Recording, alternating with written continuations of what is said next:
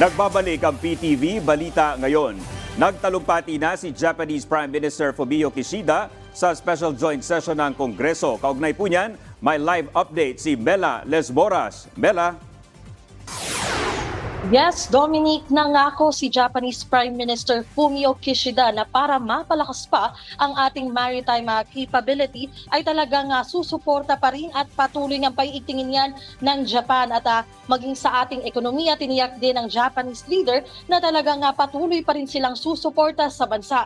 Ilan lamang nga yan, Dominic, sa mga nabanggit sa talumpati ng Japanese Prime Minister dito sa Batasang Pambansa kani-kanina lamang. Bago pa man mag-alas 11 ng umaga kanina, dumating na rito sa Batasang Pambansa si Japanese Prime Minister Fumio Kishida para sa kanyang nakatakdang pagbabahagi ng talumpati sa ikinasang Special Joint Session ng Kongreso. Kasama ang kanyang may bahay, personal silang sinalubong ni House Speaker Martin Romualdez at Senate President Juan Miguel Zubiri.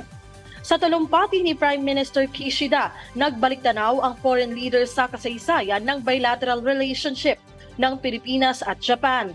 Anya, hindi man ito laging smooth sailing, may tuturing naman ngayong naabot na ng dalawang bansa ang golden age ng pagsasama.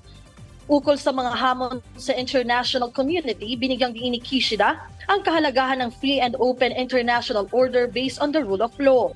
Inihag din niya ang intensyon ng Japan na mapaigting pa ang kooperasyon sa Pilipinas para mapalakas pa ang ating maritime security capability. Kasabay na rin ang pagsimula ng formal negotiations ng dalawang bansa ukol sa Reciprocal Access Agreement. Bukod dito, bilang dagdag suporta sa bansa, tiniyak ni PM Kishida ang patuloy na pagtulong ng Japan sa Build Better More program ng Administrasyong Marcos. Sa huli, kapwa naman nagpasalamat sina Speaker Romualdez at SP Zubiri sa naging pagtanggap ni PM Kishida sa kanilang imbitasyon at sa kanyang pagbabahagi ng maganda at makahulugang talumpati sa Kongreso. Dominic, sa mga puntong ito ay narito pa rin tayo sa Batasang Pambansa at halos kaalis lamang ng mga opisyal pero narito pa rin si House Speaker Martin Romualdez at inaabangan nga natin kung siya'y magpapaunlak din ng panayam. Pero generally, Dominic, sa ating mga panayam, sa mga mambabatas at ilan pang opisyal ng pamahalaan, talagang nagandahan sila at talagang todo ang kanilang papuri sa naging talumpati ng Japanese Prime Minister. Dominic? Alright, maraming salamat, Mela Lesboras. Sinibak na sa pwesto ang 27 tauhan ng Pasay City Police, kabilang ang kanilang hepe dahil sa umano'y kapabayaan kaugnay sa ni-raid na Pogo Hub sa lungsod. Noong nakaraang linggo, pinangunahan ng Presidential Anti-Organized Crime Commission ang pagsalakay sa establishmento na pinagdarausan umano ng prostitusyon at scam operations. Tumambad dito ang isang torture chamber. Nasa 700 empleyado ang nasagip na pawang mga dayuhan at Pilipino.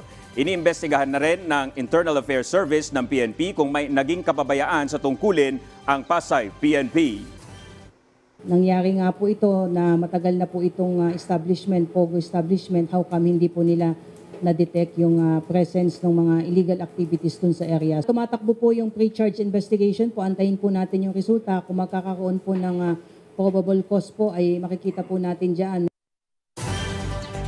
At yan ang mga balita sa oras na ito. Para sa iba pang updates, i-like at i-follow kami sa aming mga social media accounts. Ako po si Dominic Albelor.